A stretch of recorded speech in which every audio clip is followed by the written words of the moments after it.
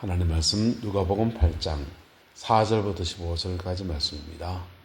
각 동네 사람들이 예수께로 나와 큰 무리를 이루니 예수께서 비유로 말씀하시되 씨를 뿌리는 자가 그 씨를 뿌리러 나가서 뿌릴새 들어는 길가에 떨어짐에 밟히며 공중의 새들이 먹어버렸고 들어는 바위 위에 떨어짐에 싹이 났다가 습기가 없으므로 말랐고 들어는 가시떨기 속에 떨어짐에 가시가 함께 자라서 기운을 막았고 들어는 좋은 땅에 떨어짐에 나서 100배의 결실을 하였느니라.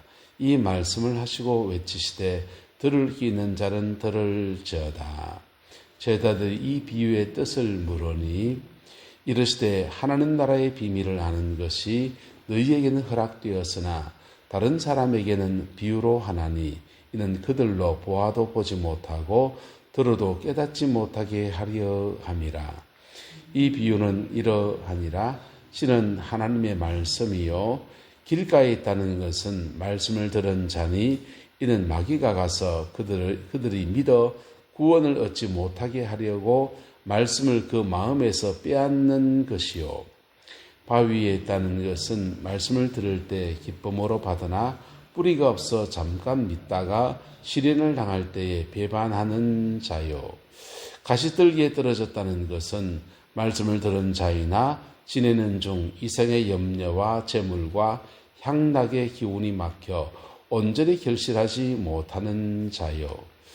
좋은 땅에 있다는 것은 착하고 좋은 마음으로 말씀을 듣고 지키어 인내로 결실하는 자니라. 아멘. 15도 다시 읽을까? 시작. 좋은 땅에 있다는 것은 착하고 좋은 마음으로 말씀을 듣고 지키어 인내로 결실하는 자니라. 아멘. 이 말씀의 축복과 은혜가 저와 여러분과 여러분의 가정 안에, 여러분 자녀 손들 안에 함께하게 되기를 예수님의 이름으로 축복합니다. 예수님께서 4가지 마음밭에 대한 말씀을 하고 있습니다. 이 4가지 마음밭은 복음을 선택적으로 전하라는 말씀이 아닙니다. 길가도 있고 좋은 땅도 있고 가시떨기도 있고 바위도 있고 이렇게 4가지 마음에 대한 얘기를 하고 계신데 길가 같은 사람에게 복음을 전하지 마라 이런 말이 아닙니다. 선택적으로 복음을 전하라는 말이 아니고 복음은 공평하게 하나님이 햇볕을 모든 사람에게 내려주시듯이 복음은 모든 사람에게 전해지는 겁니다. 할렐루야. 만인에게 전파하는 것입니다. 그런데 그 복음에 반응하는 모습들은 다양한 모습이 나타날 수 있다라고 하는 것을 누구에게 말하느냐? 제자들에게 가르쳐 주는 겁니다. 그래서 그 복음에 반응하는 다양한 모습들 속에 낙심하지 말라는 뜻이에요. 할렐루야. 낙심하지 말고 그리고 좋은 땅에 떨어지는 경우들이 있는데 그런 경우들을 가능하면 만들어가는 것이지요. 그래서 우리가 복음을 전하는 사람들로서 가장 먼저 해야 될 게 뭐냐 하면 땅을 갈아엎는 겁니다. 땅을 갈아엎어서 땅 장만을 먼저 하는 겁니다. 모든 작물을 심는 사람들은 다 마찬가지입니다. 그 땅을 그 작물에 맞는 용도에 맞게 땅을 갈아엎는 겁니다. 구룡포에 있을 때 교회 성도님 중에 한 분이 친구가 하는 텃밭을 이렇게 물려받았습니다. 친구가 그랬습니다. 이 밭은 그렇게 작물이 잘 안 돼. 그러면서 니 해라 이러면서 줬어요. 받았는데 이분이 교회 성도님 중에 김봉건 집사님이라고 경운기가 있는 분이 계시거든요. 경운기를 몰고 와가지고는 한 1km 넘는 데서 경운기를 몰고 왔어요. 몰고 와가지고 그 땅을 이제 갈아엎는 겁니다. 갈아엎는데 고추고 상추고 뭘 심었는데 얼마나 잘 되는지 친구가 그래요. 야, 이것저것 잘 되냐? 웃습니다. 제가 물어봤습니다. 집사님, 앞에 친구분하고 똑같은 땅에 똑같은 걸 심는데 왜 이렇게 잘 됩니까? 그러니까 이분이 그러시는 거예요. 땅을 깊이 갈았지요. 딱 하나의 땅을 깊이 갈았다는 겁니다. 앞에 친구분은 농기계가 없으니까 그 괭이를 쪼아가지고 삽으로 파서 호미로 쪼아가지고 이제 자기 힘에 맞는 수준에서만 땅을 객토를 했고 땅을 만들었고, 이분은 경운기를 가져와서 땅을 깊이 판 겁니다. 깊이 객토해서 땅을 만든 것입니다. 땅을 만들었더니 만들어진 그 땅, 좋은 땅이 되어지니까 30배, 60배, 100배로 결실하는 은혜와 역사가 있었다라고 하는 겁니다. 할렐루야. 그래서 길가 같은 마음이 있다면 뭐부터 해야 되느냐? 경계선부터 꺼야 됩니다. 신앙 안에서 한국교회의 고신이나 합동 같은 교단들, 또 우리 60년대, 70년대, 80년대, 저도 그때 교회를 다녔습니다만은 그 당시의 교회들은 주일 성수가 굉장히 엄격했습니다. 주일 성수가 굉장히 엄격하고, 그리고 술 먹으면 안 되고 담배 피면 안 되고 이런 금연 금주에 관한 규정도 굉장히 엄하게 다뤘습니다. 그래서 주일날 장사하다가 직분 못 받는 일이 허다했습니다. 그리고 교회 그 간식 같은 것도 토요일날 미리 사놓고는 이제 장만해 놓고 그 다음날 간식을 주는 거예요. 그런데 요즘 많이 풀어졌지요. 요즘 많이 풀어져서 주일날 어떤 집은 장사를 해야지 그 집까지 장사 안 하면 딴 집은 뭐 먹고 사노 뭐 이런 것도 있고. 그래서 아파트 옛날에 지금 요즘 유통업체 하시는 분들 가운데서 주일날 피치 못하게 장사를 열어야 되는 큰 유통업체, 백화점 같은 데는 수요일 오전에 직원들을 위한 예배를 따로 드리고 주일날 평상시처럼 근무하는 데도 있고, 3교대 근무 막 돌아가는데 그것도 이렇게 교회가 그냥 뭐 옛날하고 다르게 그렇게 그냥 이렇게 합니다. 근데 왜 그렇게 그때는 그렇게 엄했을까요?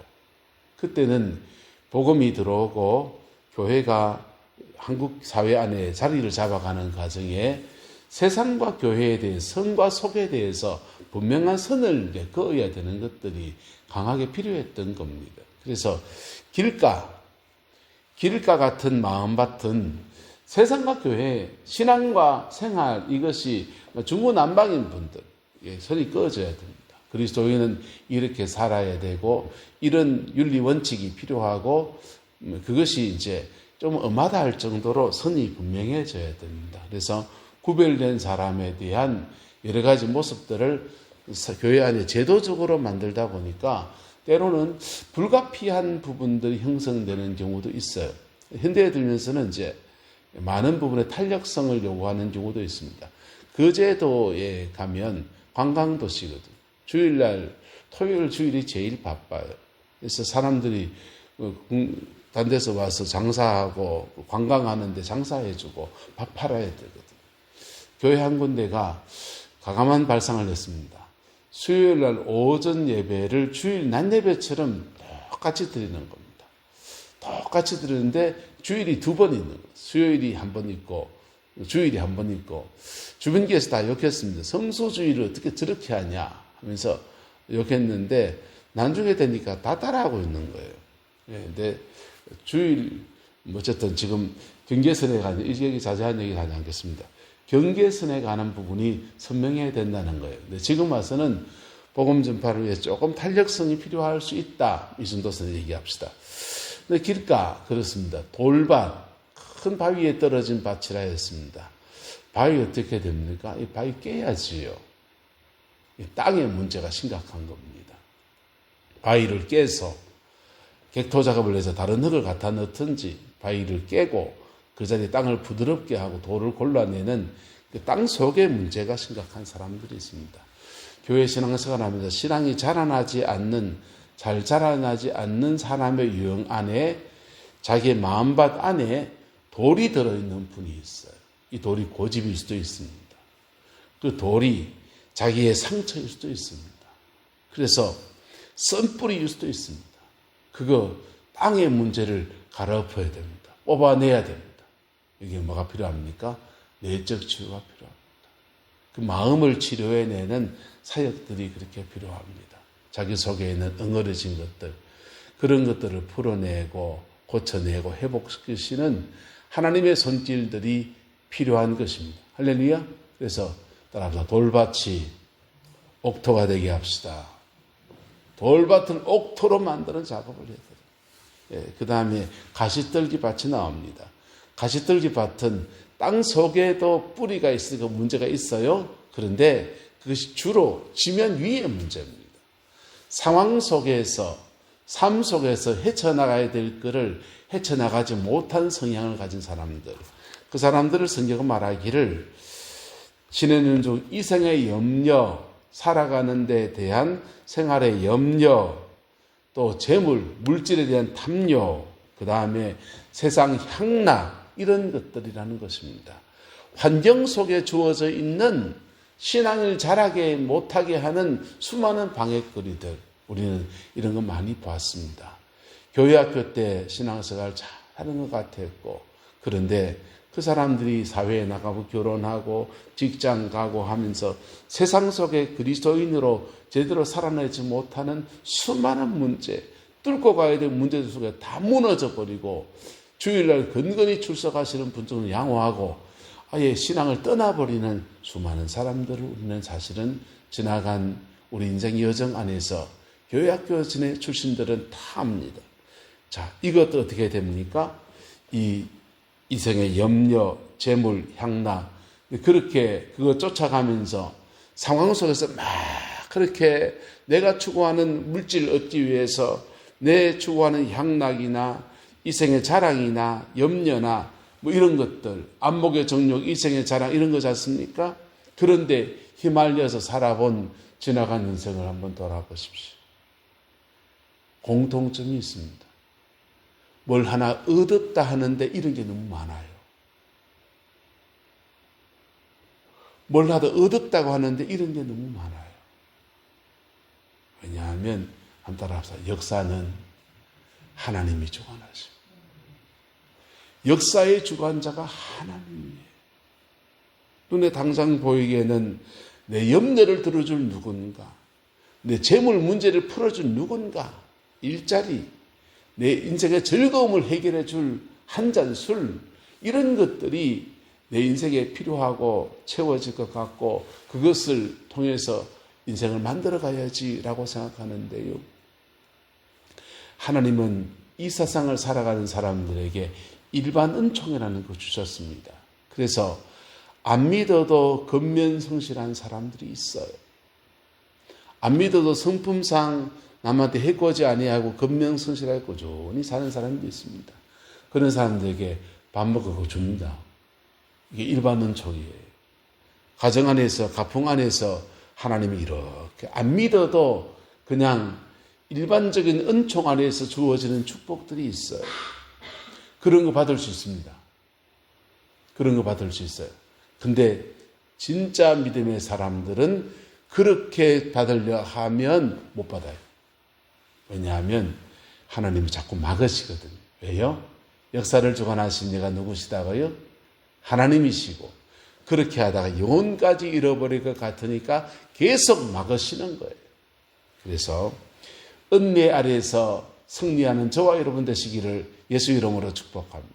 그래서 가치관이 바로 잡혀야 돼. 인생관이 바로 잡혀야 돼. 내 인생을 주관하시는 이가 하나님이시고 그분의 인도하심 속에서 인생을 열어가시는 하나님의 은혜가 있고 먼저 그 나라와 그 일을 구하며 나가면 이 세상의 염려를 제하시고 재물, 필요한 재물을 주시고 하나님이 은혜 아래 세우시는 놀라운 역사를 허락해 주신다는 겁니다. 비비안리라고 하는 목사님이 책을 하나 썼는데 기도에 대한 책을 썼습니다. 그 기도에 대한 책 안에 간증이 하나 나오는데 이런 간증이 나옵니다. 미국 남부지방에 크리스마스가 되면 그 동네에는 이제 칠면조 고기를 먹는 것이 풍습입니다. 칠면조를 잡아서 칠면조를 먹는데 가난한 사람들은 칠면조를 못 먹어요. 그래서 우리 동네에 칠면조 못 먹는 사람들 많은데 이거 내가 친구들하고 이렇게 모았습니다. 야, 내가 $2를 낼 테니까 네 $1를 내라. 그렇게 해서 자기는 $2 내고 남들은 $1씩 내고 해가지고 모아가지고 칠면조 2마리를 샀습니다. 그리고는 칠면조 2마리를 맛있게 요리를 해가지고 가난한 사람과 자기 힘 닿는 대로 나누는 겁니다. 그 다음에가 됐습니다. 자기는 4달러를 내고 친구들은 1달러를 내고 모집 도네이션 해가지고 또 칠면조를 10마리를 샀습니다. 이걸 매년 성탄절마다 하는 겁니다. 하는데 최근에 이제 한 10년 하고 나니까 칠면조를 몇 마리 샀느냐?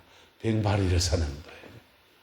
100마리 사는데 자기는 뭐 50달러를 내고 나머지는 4달러를 내고 이렇게 도네이션들이 막 이루어지면서 칠면조 100마리, 20마리, 200마리 막 그렇게 사서 나누기 시작합니다.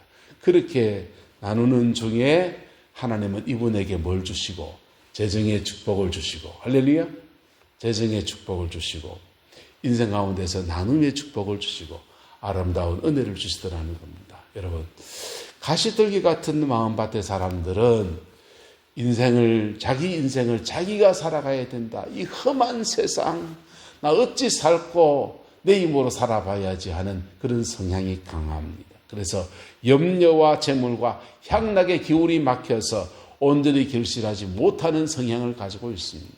그분들에게는요, 그 헤쳐가는 것은 하나님의 은혜이고 성령 안에서 이거 뚫고 가는 법들을 가르쳐야 돼요. 그렇게 할 때 좋은 밭들이 만들어집니다. 할렐루야. 좋은 밭이 어디가 있습니까? 누군가 먼저 갈아엎은 밭이 좋은 밭이고 몇 대째 농사 지은 밭이 그나마 땅 갈아엎는 밭이지요. 좋은 땅은 없습니다. 다 문제투성이 인생들입니다. 좋은 땅은 만들어가야 합니다. 할렐루야. 만들어가는 아름다운 여정 되기를 예수 이름으로 축복합니다. 그 좋은 땅 만들어지면요, 착하고 좋은 마음으로 말씀을 듣고요, 지키어 인내로 뭐하는 사람이다. 결실한다. 좋은 땅 되면 저절로 그냥 100배로 맺힙니까? 아니요. 말씀을 듣고 지키어 인내의 과정을 지나서 결실하는 역사가 나타난다. 할렐루야. 이 은혜와 축복이 우리 교회 안에 충만하게 되기를 예수 이름으로 축복합니다. 이것은 말씀을 듣는 것도 그렇고요, 우리가 재정을 하나님 앞에 심는 것도 그렇고요, 우리가 헌신 봉사하는 것도 그래요. 다 인생의 모든 일, 수고하는 모든 일에, 섬기는 모든 일에 적용되어지는 말씀입니다. 우리 마음 안에 옥토의 마음이 늘 충만하고 그 속에서 하나님의 영광을 이루어내는 아름다운 은혜가 있게 되기를 예수 이름으로 축복하고 축원합니다. 기도하겠습니다. 좋으신 아버지 하나님, 좋은 땅의 축복을 우리 내남제일교회에 허락하여 주시옵소서. 돌 같은 내 마음 녹여주시고 아버지 하나님, 가시덤불같이 염려스러운 우리의 마음들 속에 성령의 불로 태워주셔서 아버지 하나님, 주만 의탁하며 주만 의지하며 하나님의 얼굴만 구하며 나가는 믿음의 큰 담력을 허락하여 주셔서 옥토의 축복이 우리 교회 안에 우리의 남은 인생 가운데 충만하게 하옵소서. 여호와께서 한없는 은혜와 사랑으로 함께해 주시길 원합니다. 예수님의 이름으로 축복하며 기도드리옵나이다. 아멘.